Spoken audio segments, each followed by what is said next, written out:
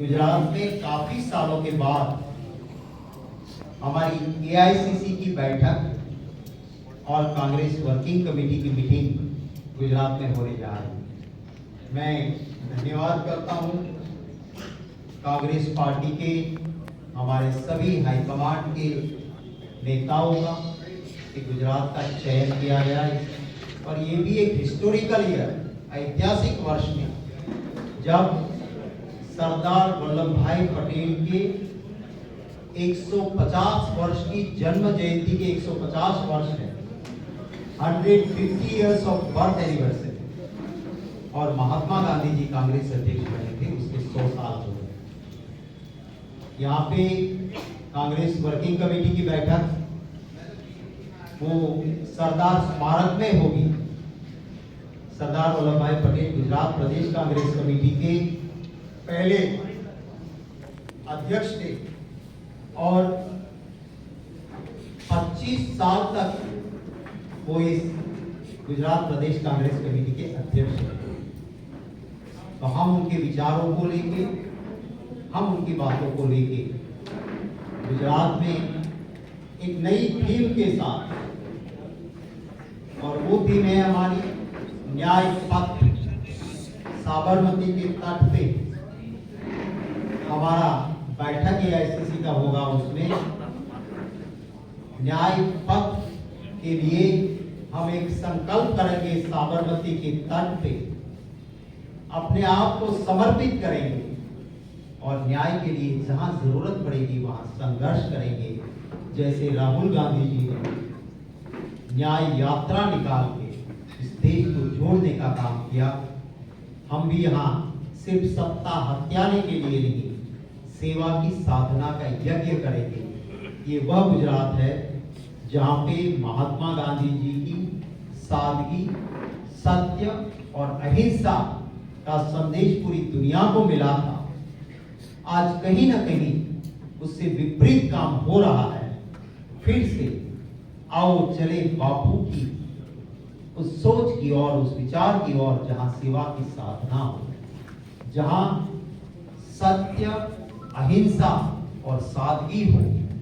उस भावना के साथ एक नई दिशा और दृष्टि साबरमती के तट से हमें मिलेगी।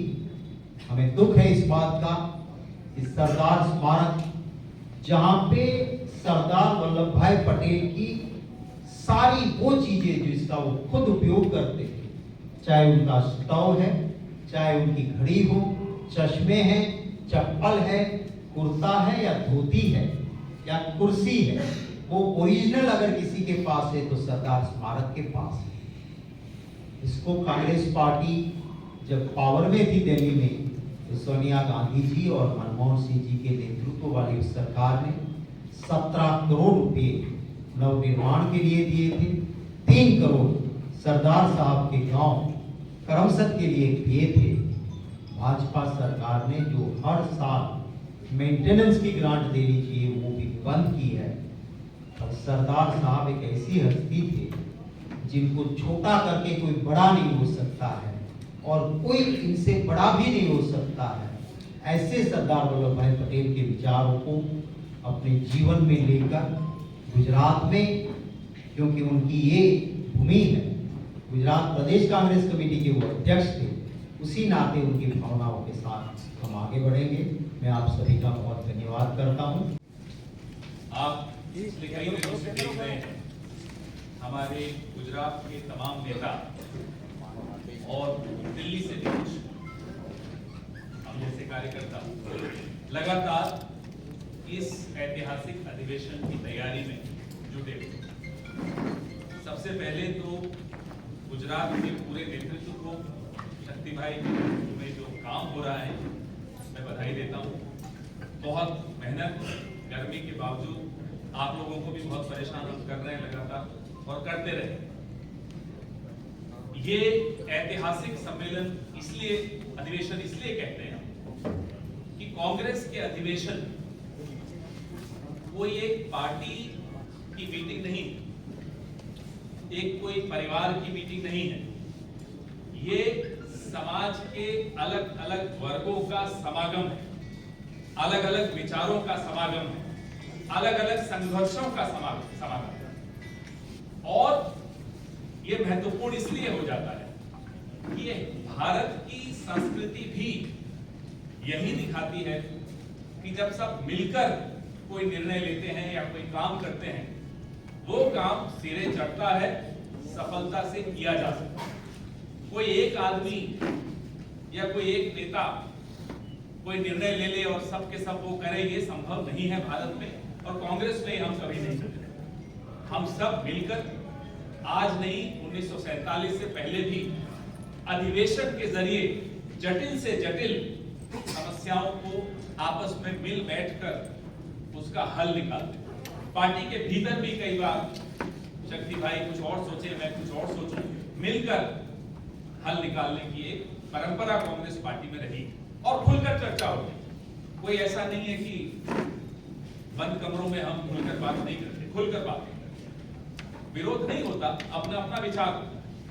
तो ये विचारों का समागम जो 8 और 9 तारीख को गुजरात की ऐतिहासिक भूमि पर हो रहा है, ये कई कारणों से ऐतिहासिक है। जिस दौर से आज देश गुजर रहा है, जिस दौर से आज देश की मिडिल क्लास गुजर रही है, जिस दौर से देश का व्यापारी गुजर रहा है, जिस दौर से देश के दलित और आदिवासी गुजर रहे हैं, जिस दौर से देश के अल्पसंख्यक गुजर रहे हैं, हम सब देख रहे हैं, इतिहास सब कुछ दर्ज कर रहा है। इस दौर में एक जिम्मेदार राजनीतिक दल होने के नाते हमारी ये ड्यूटी है, हमारा ये कर्तव्य है, हमारा ये फर्ज है कि हम आगे आए। और लोगों के मन में जो संशय है कि अब भविष्य में अंधेरा दिख रहा है, वो संशय दूर करने का काम हमेशा इस समागम, जिसका नाम कांग्रेस पार्टी है, अखिल भारतीय कांग्रेस कमेटी है, उसने किया। जब अंग्रेजों का शासन था, रात बहुत काली थी, लोगों को लगता था सूरज कब उगेगा, उगेगा भी सही या नहीं उगेगा, तब कांग्रेस पार्टी, महात्मा गांधी, सरदार वल्लभ भाई पटेल, पंडित जवाहरलाल नेहरू, मौलाना आजाद, ऐसे नेताजी सुभाष चंद्र बोस, बाबा साहब अंबेडकर, ऐसे अनेक नेताओं ने मिलकर अंधेरा दूर किया। लेकिन अंधेरा दूर करना एक सतत संघर्ष, ऐसा नहीं होता कि आज सुबह सूरज उग गया तो अब शाम की चिंता नहीं करनी, चिंता करनी पड़ती है, किसी न किसी को वो काम करना पड़ता है। और उस काम में कांग्रेस पार्टी कभी पीछे नहीं हटी, ना अब हटी।